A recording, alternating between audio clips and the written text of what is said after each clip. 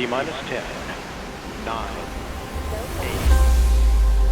8. Grønne lån, bærekraftslinker lån, green premiums, brune straffer, økte eiendomsverdier og stranded assets er temaer som har fått enorm oppmerksomhet i eiendom de siste par årene.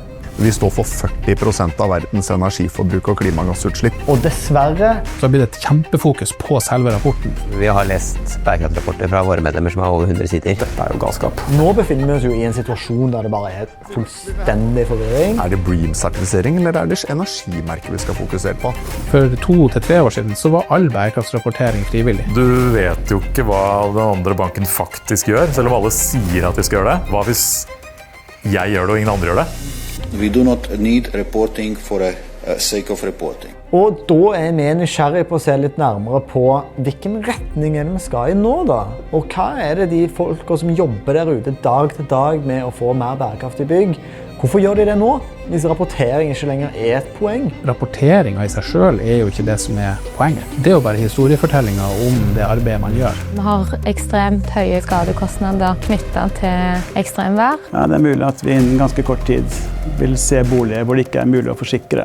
Hvis du som kommunepolitiker må velge mellom skal vi legge ned en skole og gjøre gode framtidstiltak, eller skal vi bare lukke øynene og håpe at den planen ikke kommer, så er det en veldig vanskelig prioritering. Ja. La oss nå tørre å ta 3 steg neste gang, i stedet for bare et halvt. Vi lover dere, dette blir ikke et webinar.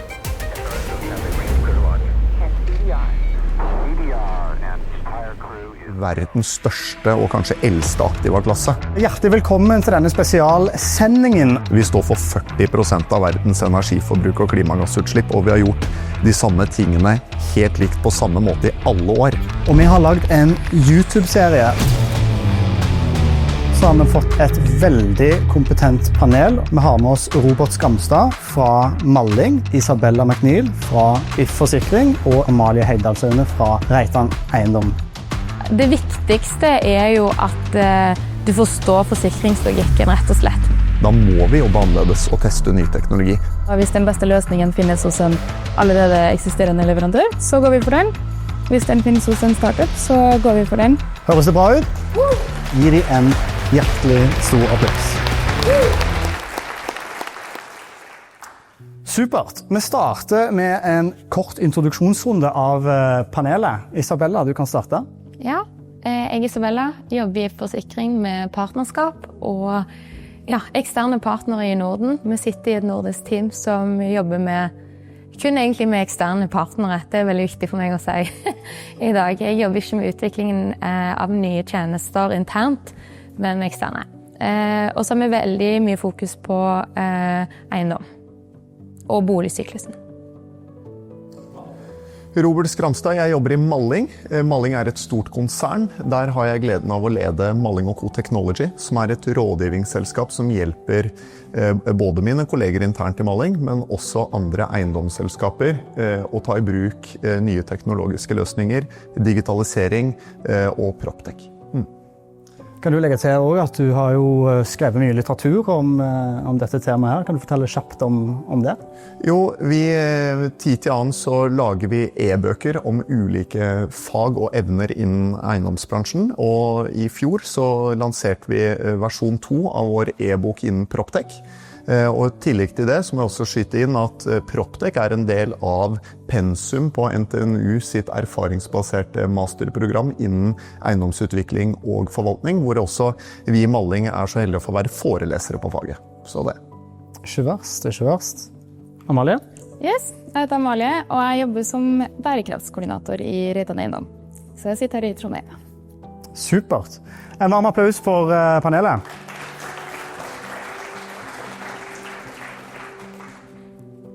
Det med at PropTech har kommet inn på pensum på NTNU, det er nytt for meg siden jeg gikk der. Det er ikke så lenge siden, så det er godt å se. Men kan vi ikke starte litt med deg, Robert, og litt på når er det behov for nye løsninger i eiendomsbransjen? Og når det er behov, det er litt ulikt fra bedrift til bedrift, vil jeg si. Og Og hvor man skal starte kanskje det aller viktigste spørsmålet, og det kanskje det vi jobber mest med. Fordi det finnes jo utrolig mye spennende selskaper der ute, det finnes veldig mye spennende teknologi, og ikke minst utrolig mange dyktige selgere, og jeg vet at flere av de dyktige selgerne sitter her i dag. Så jeg veldig opptatt av at når du skal investere i ny teknologi, så skal du ikke ta i bruk teknologien for teknologiens skyld, du må løse et faktisk behov. Så det der med å identifisere behovet til bedriften, om det være seg et nytt fagsystem til hvordan et eiendomsselskap forvalter eiendom, eller om det være seg et styringssystem eller et energioppfølgingssystem, eller om det være noe som et komponent eller en sensor, så må det løse et faktisk behov og et reelt behov. Og jeg mener at det der man alltid må starte. Selv om det utrolig mye kult der ute, så prøv å løse et faktisk behov, fordi det gir en mye større, kall det suksessfaktor internt i egen organisasjon. Og jeg har sagt det mange ganger før, at det meningsløst å investere i en sensor hvis du ikke bruker dataen til noe fornuftig. Fordi da blir det bare nok en dings på veggen og nok brukernavn og passord du må administrere til dashbord du aldri titter i. Men dersom det løser et reelt problem, så har det kjempemerverdi. Ja.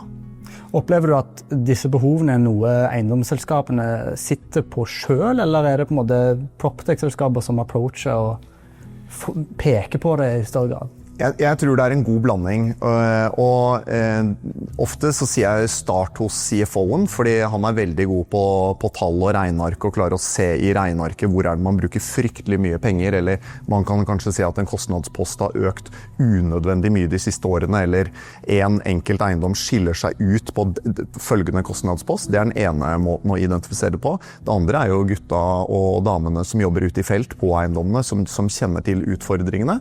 Men så er det jo sånn at vi som bransje, vi har jo nå levd med de samme kjedelige, trause, etablerte, store leverandørene, så at det kommer et nytt frisk pust inn i vår bransje, som sier til vår bransje og rister litt i stand og sier hei, folkens, det går an å gjøre ting på en litt mer moderne, effektiv og innovativ måte. Det synes jeg er kjempespennende. Så jeg tror det er en kombinasjon egentlig av alt. Kult, jeg noterer den der. Ja, gjør det. Salgsfyr. Amalie, du som har også litt perspektivet til Reitan Eiendom som er en stor gårdeier. Hvordan er det dere gjør de avveiningene der når dere skal ta i bruk nye tekniske løsninger i Reitan Eiendom? Vi ser jo på behov da, så den kartleggingen i forkant er jo selvfølgelig det viktigste for oss. Og så har vi begynner jo å bli et veldig stort eiendomsselskap. Vi har litt over 350 eiendommer som er fordelt utover Skandinavia, så vi er jo avhengig av å ha digitale verktøy for å hjelpe oss med å ha oversikt, rett og slett. Det handler om størrelsen på porteføljen, rett og slett? Ja, blant annet. Er det andre krav eller drivere som liksom skaper et ekstra behov for nye? Det har jo mye med de behovene som kommer med tanke på rapporteringskrav nå da, for eksempel.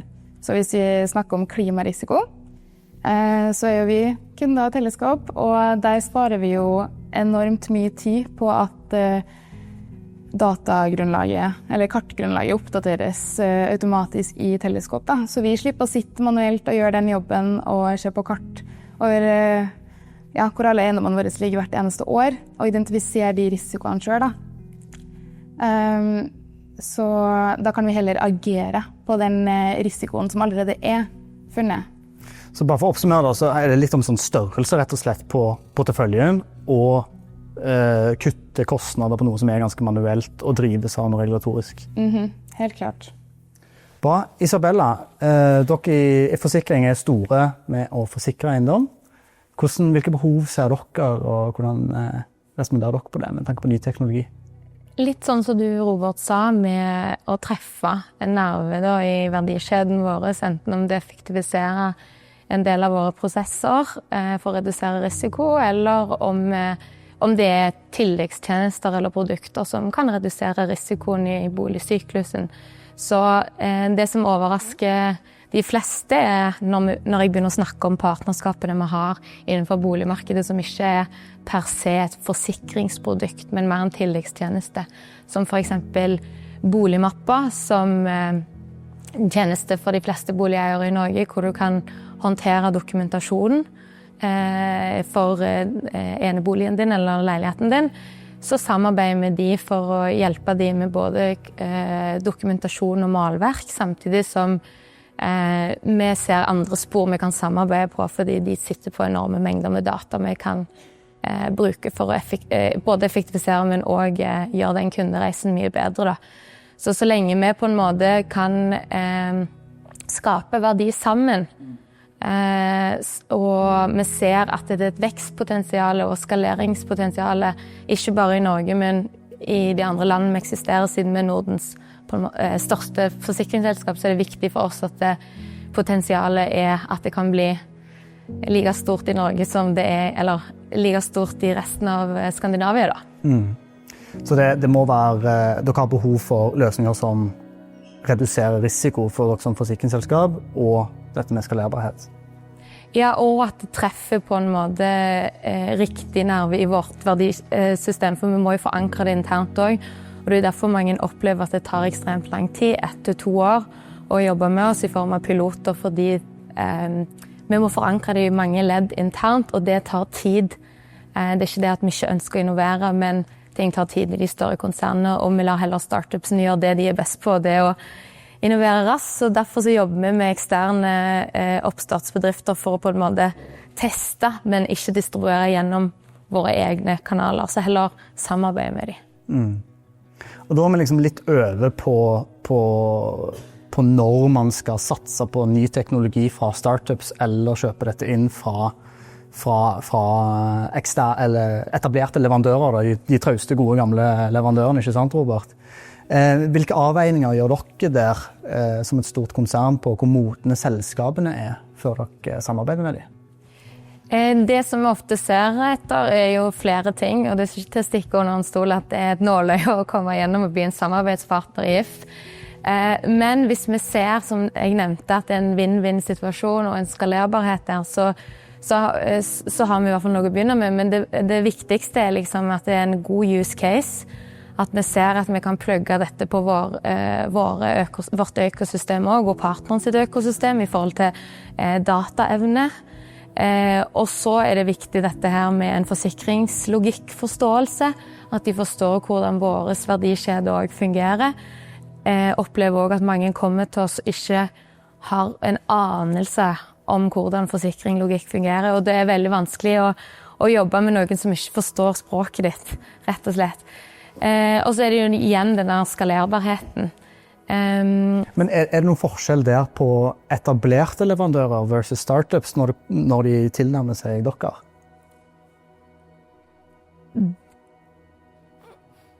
Ja og nei. Altså, begge to like ivrige på å få ting til. Men jeg opplever faktisk at oppstartsselskaper mer fleksible. Og kanskje do their homework more often. De setter seg kanskje litt mer inn i ting fordi de redde for å gjøre feil. Og det setter jeg veldig pris på når jeg har møte med dem. Men jeg klarer dessverre ikke å påpeke noe spesifikt akkurat her og nå. Men kanskje jeg kommer på det. Ja, hold den tanken i så fall. Robert, hvis vi ser litt på ny teknologi fra startups eller fra leverandører, hva noen av risikomomentene fra gårdeierperspektivet med å samarbeide med startup versus? Jeg må først skyte inn at det veldig gjenkjennbart det du sier om at oppstartsselskapene ikke nødvendigvis forstår din kjernevirksomhet. Det kanskje det første vi må gjøre når vi jobber med startups. Det å lære dem hva det næringseiendom egentlig handler om. Og næringseiendom i seg selv en liten boble, sikkert akkurat samme som forsikring. Og det med å forstå verdikjeden, det liksom del 1. Så veldig gjenkjennbart. Men forskjell fra det du sier og litt av vår erfaring det at jeg føler at de store etablerte aktørene forstår verdikjeden vår og litt sånn business-casen litt bedre enn startupsene fordi de har jobbet med oss så lenge.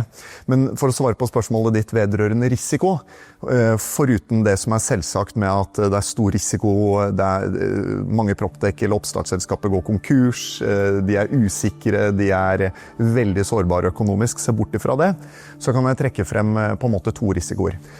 Og den ene risikoen, det det med at du som kunde, når du begynner å samarbeide med en startup, så det gjerne i forbindelse med et pilotprosjekt. Og pilotprosjekt en superbra måte på å teste teknologi på, men det som gjerne blir underkommunisert fra oppstartsselskapet, det hva de forventer tilbake. Og det de også underkommuniserer, det hvor ferdig produktet deres egentlig Så hvis du da endelig har overtalt styret i din bedrift om at nå skal vi teste ut ny teknologi, og det vil løse følgende problemer for oss, da sier vi at du har gjort liksom, stegene riktig, og så har kanskje oppstartsselskapet underkommunisert hvor ferdig de og så har de også underkommunisert hvor mye tid du må bruke med oppstartsselskapet i den pilotfasen for at det produktet faktisk skal løse de tingene de forteller deg. Det en risiko, at du kjøper ikke et ferdig produkt, men det føler jeg blir underkommunisert. Den andre risikoen som vi har erfart ved noen selskaper, det det at ok, vi i Malling kan komme inn tidlig som en pilotkunde. Vi i Norge ganske store kunder, og vi får mye attention hos selskapet, og våre innspill blir tatt hensyn til i plattformen, slik at teknologien tilpasses vårt kjerneområde. Men så det ikke sånn at med en gang dette selskapet møter andre aktører, ikke sant, Reitan, over 300 eiendommer, eller skalerer til utlandet, så det kanskje noen andre større aktører som trekker i snorene. Og det siste vi også har erfart med tanke på å kalle det risiko, da, det det at de kan få inn en profesjonell venturekapitalinvestor på eiersiden, som styrer selskapet gjennom sin styreposisjon og eierposisjon til at selskapet heller skal vokse og fokusere på utlandet, og da blir de, kall det, særnorske detaljene blir da litt neglisjert, slik at det du fikk presentert for noen år siden, det ikke gitt at det en del av selskapets verdiforslag etter noen år. Så det egentlig den med sånn overraskende risikoen vi har erfart de siste årene. Så selv om det veldig positivt for oppstartsselskapene, for da har de jo traction og mange flere kunder enn bare oss, men det en risiko. At de rett og slett endrer forretningsområdet sitt og verdiforslaget sitt. Ja, riktig. Kursen blir for forskjellig fra det man hadde tenkt. Ja, de bruker et fancy ord som heter å pivotere teknologien sin, men ja, det rett og slett det. At du begynte å samarbeide med selskap fordi de skulle løse et problem som vi hadde for eksempel identifisert på vegne av en kunde, og så plutselig får de noen andre kunder som drar de litt i en annen retning, og så misser man litt. Det en risiko med å gå på et selskap som egentlig jager de ballene som der ute. De etablerte leverandørene, der det mer. Hvilke risikoer har du der, eller hvis vi skal trekke frem litt sånn, vi må jo kaste litt skitt på de også. Ja, selvfølgelig, og jeg synes, da må jeg referere til sliden til Daniel, men 40% ikke sant? Vi verdens største og kanskje eldste aktiva klasse. Vi står for 40% av verdens energiforbruk og klimagassutslipp, og vi har gjort de samme tingene helt likt på samme måte i alle år. Da må vi jobbe annerledes og teste ny teknologi. Vi kan ikke neglisjere teknologi og digitalisering og innovasjon for å løse det problemet. Og jeg tror at vi som bransje har blitt vant til at de store aktørene ikke endrer teknologien sin raskt nok. Og at vi bare blitt vant til at når du kjøper et produkt fra en veletablert systemleverandør, så får du det produktet og kun det produktet, og du får ikke påvirke det i noen særlig grad, da, uansett hvor svær du Hvordan det for dere? Ja, vi jo veldig produktfokusert, så vi jo alltid på utkikk etter den beste løsningen. Og hvis den beste løsningen finnes hos en allerede eksisterende leverandør, så går vi for den. Hvis den finnes hos en startup, så går vi for den. Så det handler jo om produktet da. Men det jo litt som dere sa, at ofte så opplever vi jo at nye bedrifter kanskje ser en del muligheter som eksisterende leverandører kanskje ikke gjør da. Og vi på bærekraftsavdelingen i Reitan Eiendom tør jeg påstå å jobbe ganske offensivt da. Og var jo tidlig ut med å rapportere etter bærekraftstandardene frivillig. Men da opplevde vi også at vi følte at vi ventet litt på at bransjen skulle komme etter. For vi innså jo at vi hadde systembehov som ikke eksisterte eller var tilgjengelige. Og da jo det viktigste at vi egentlig kan samarbeide med leverandører som åpne for å høre på innspillene våre og ønsker å være med å tilpasse verktøyet til våre behov. Og det dødskult, da man jo med å utvikle leverandørindustrien også. Bra, vi går litt over på dette med testing av nye løsninger og litt om det klassiske pilotprosjektet som har vært nevnt. Start med deg, Isabella. Så kan du forklare litt om hvordan den typiske piloten ser ut med If-forsikring. Altså, det sikkert mange her i salen som har på en eller annen måte deltatt i et pilotprosjekt, enten som PropTech-selskap eller som eiendomsbesitter og vært med i et innspill og den type ting. Men det litt interessant å høre fra en annen vertikal som relevant for bransjen da, med forsikring. Så hvordan ser det ut hos dere? Det ser veldig forskjellig ut fra ulike avdelinger, men vår avdeling som har fokus på eksterne samarbeidspartnere og tilleggstjenester i verdikjeden, så ser det ofte ut som en 1 til 2 års prosess. Som sagt, det tar lang tid. Det kan være kortere piloter også, men som oftest så tar det litt tid før man på en måte finner ut av et godt nok verdiforslag til å gå videre i en skaleringsfase da. Så det man gjør ofte man går gjennom en del ulike faser med workshops. Man signerer en del ulike NDAs på etter hvert og ulike samarbeidsmål, og så jobber man seg egentlig gjennom de ulike fasene, og så ser man om man skal fortsette å jobbe sammen. Så sånn som vi bruker her i Trondheim, syretesting, vi syretester og finner ut av hva neste mål skal være. Men det som kanskje, som jeg nevnte tidligere, som det viktigste, jo at disse prosessene handler jo også om intern forankring. Så workshopsene ofte med ulike avdelinger, for det skal kobles på ulike deler av verdikjeden, og da det jo ulike fageksperter og enheter som må med, for de har mandat på de ulike delene. Så ja, det litt sånn vi jobber. Derfor klarer vi ikke å jobbe raskt. Men fordi vi har muligheten til å teste gjennom partnerne, så kan vi i hvert fall gjøre det. Og så har vi også et datterselskap som heter If Services, som gjør det mulig for oss å lage sånne type avtaler som pilotavtaler og teste sånn smått da, siden vi ikke som et forsikringsselskap har lov til det. Så det ganske profesjonelt, synes jeg. Samtidig som vi prøver liksom å jobbe på nivået med oppstartene, men en forventningsavklaring veldig, veldig viktig. Så tilbake til det Robert sa, at det ikke alltid den der, og det viktig å tydeliggjøre det i starten, hvor lang tid en prosess muligens tar, hva de sine forventninger, hva våre forventninger, og ha en god dialog på det, så man ikke mister hverandre på veien. Det kjenner jeg igjen selv fra egen erfaring, men når du jobber med skikkelig store selskaper, at 1 til 2 år, det ganske raskt. Ja. Mens for en startup så jo det jo en evighet. Men den forventningen der jo helt kritisk for at det skal bli bra. Da. Og et eksempel på det jo samarbeidet vårt med Boligmappa, som jeg snakket om litt tidligere. Men med de så tok de kontakt i 2023, og i 2024 så begynte de en samarbeidsavtale på å utforske gjennom workshops hva de skulle eventuelt bygge videre sammen.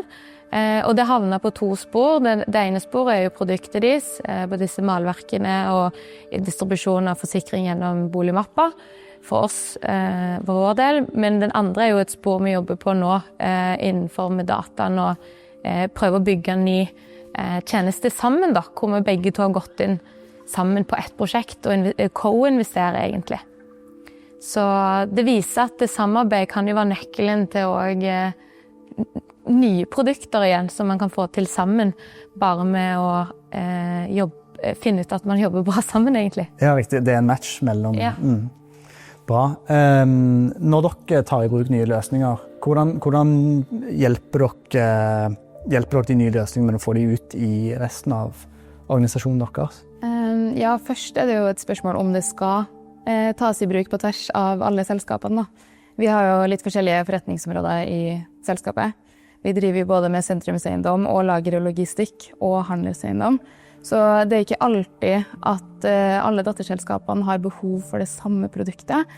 Men når vi kjøper inn system, så prøver vi å finne dem som faktisk fleksible da, og kan tilpasses de ulike forretningsområdene.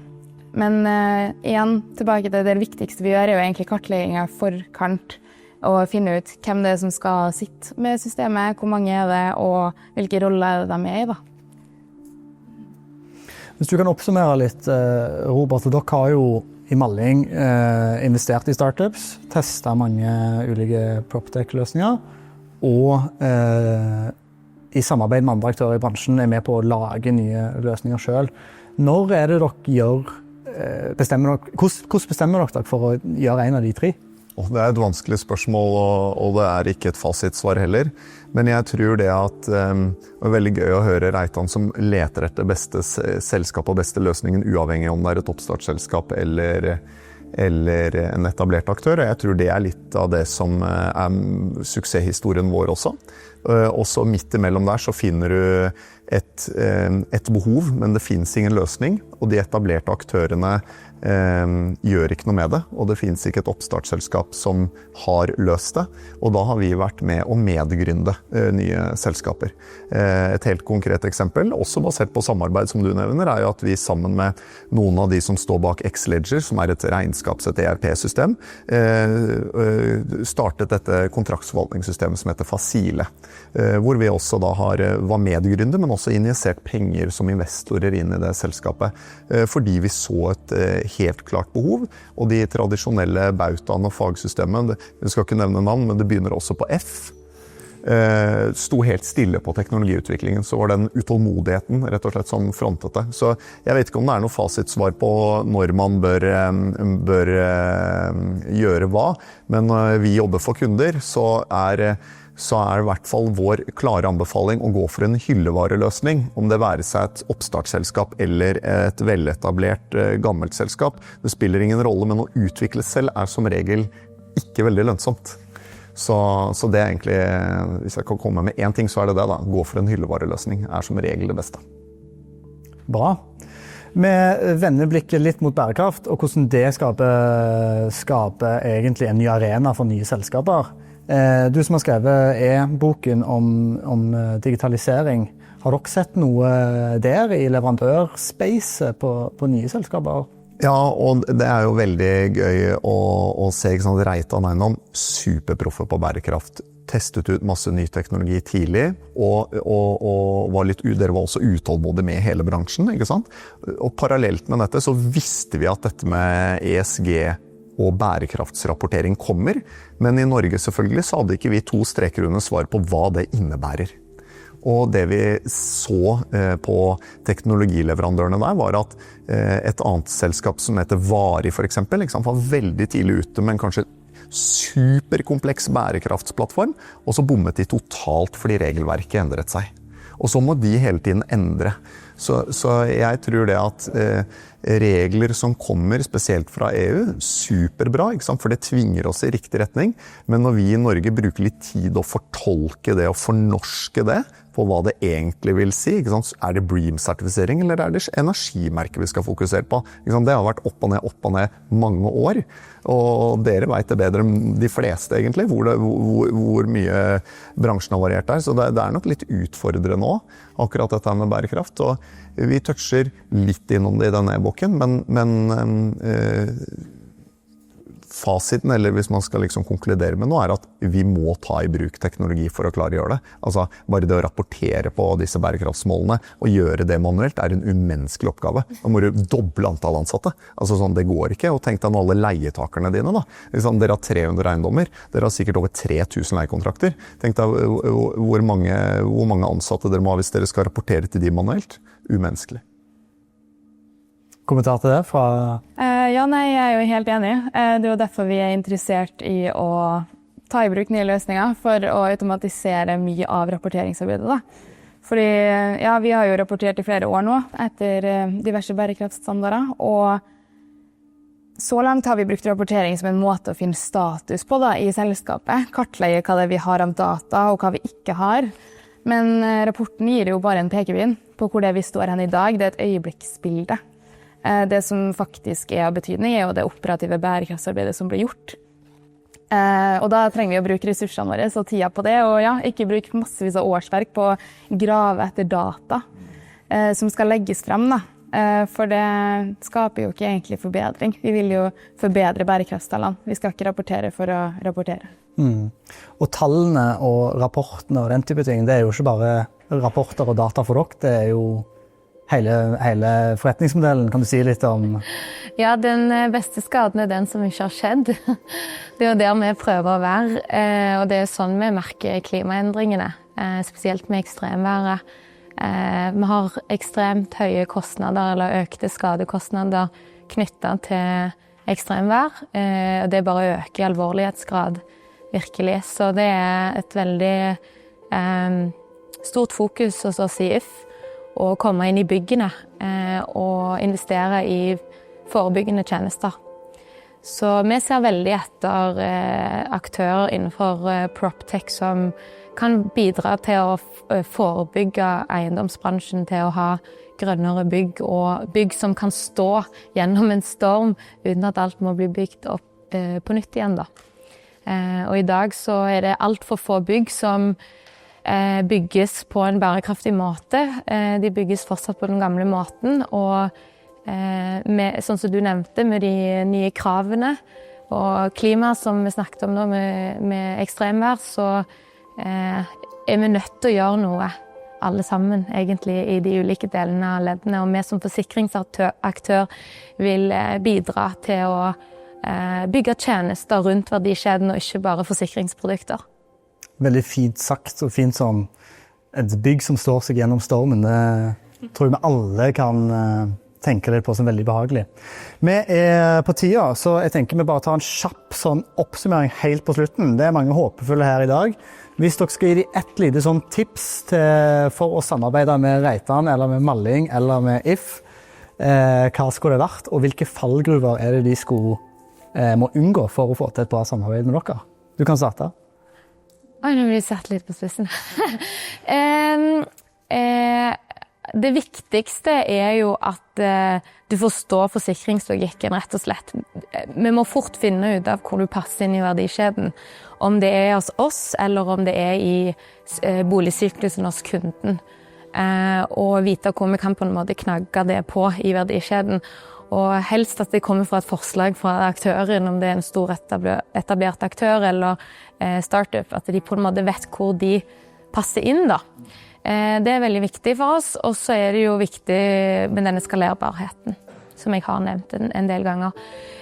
Fallgruvene er jo at, litt som det Robert var inne på, som jeg kom på etterpå, er at det er veldig mange som kommer til oss med en løsning som virker kjempebra. Og vi kan gjerne koble det på noe, men vi må finne litt ut av ting, for det er helt sikkert noen som har tenkt på det før ofte, sant? Men, fordi vi har jo 2000 IT-utviklere med også, så sikkert noen som har prøvd å tenke tanken før deg. Og så vi må jo gjennom det å finne litt ut av ting, men da ofte vil de pivotere, fordi at de allerede kommet gjennom døra.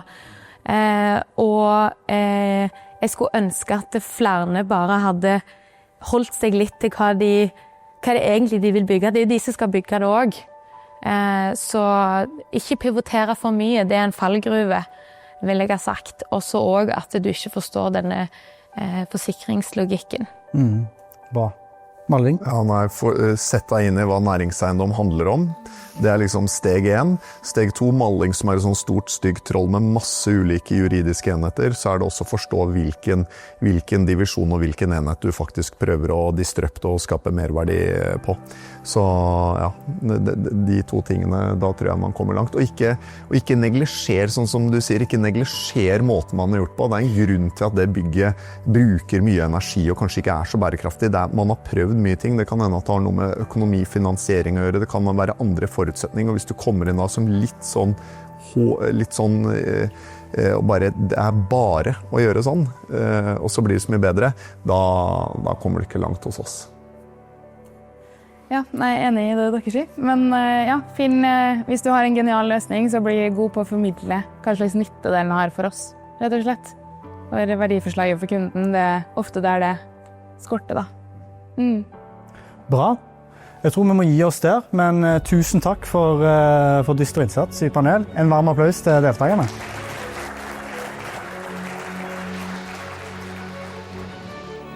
Well, here we are again.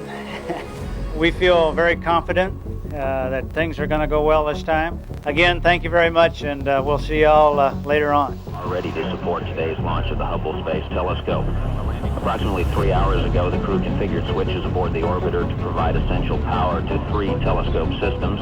The telescope's receivers were powered to ensure that they are warm and on frequency to receive initial commands.